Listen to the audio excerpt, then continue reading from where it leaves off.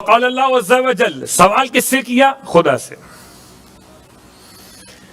اب بیچ میں کوئی نہیں ہے، نہ راوی ہے نہ راوی کی نسلیں۔ سوال مصطفیٰ ہے، جواب خدا ہے، درمیان میں لہجہ مرتضیٰ ہے۔ اب بھی اگر مولائیوں کو ان الفاظ کی حقانیت پر کوئی اشکال رہ جائے تو پہلے سمجھ لیں کہ سوال اور جواب درمیان میں کوئی راوی نہیں ہے۔ اللہ نے جواب کیا دیا؟ فقال اللہ عز و جل شیء عندی افضل لیس شیء عندی افضل، کوئی شے میرے نزدیک افضل نہیں ہے من التوکل علیہ والرضا بما قسمت، صرف دو چیزیں افضل ہیں، ایک مجھ پر بھروسہ، ایک میری تقسیم پر راضی ہو جانا۔ اللہ اکبر، یا رسول اللہ، یا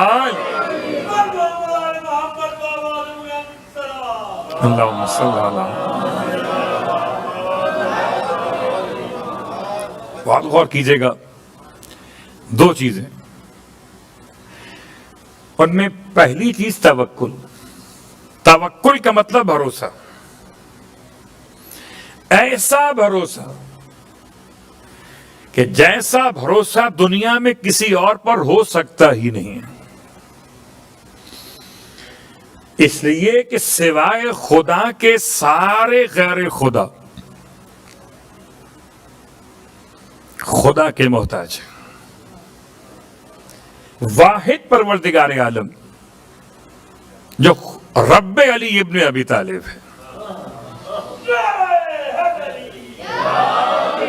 ہم تو یہ سمجھتے ہیں جس سے علی سجدہ کر لیں بس وہی مسجود ہے، باقی کسی اور بحث میں جانا ہی نہیں چاہیے۔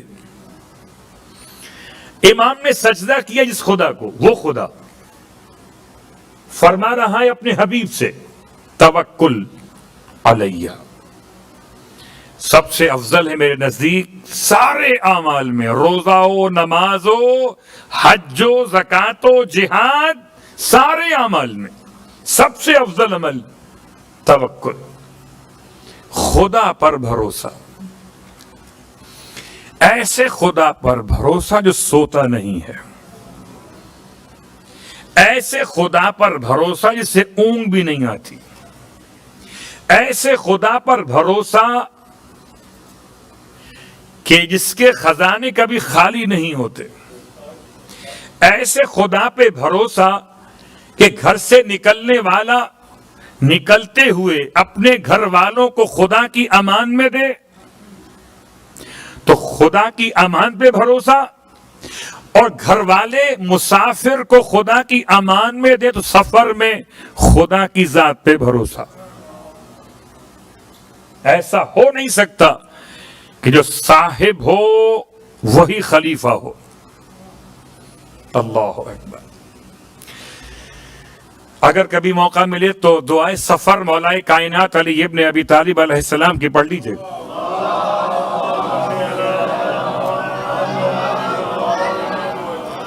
انت الصاحب فی السفر والخلیفۃ فی الاہل۔ ہم نہیں پڑھتے، یہ سب موجود ہے دعائیں۔ پروردگار انت الصاحب فی السفر، تو سفر کا ساتھی بھی، والخلیفۃ فی الاہل، میرے گھر والوں میں تو نگران بھی۔ ایسے خدا پہ بھروسہ۔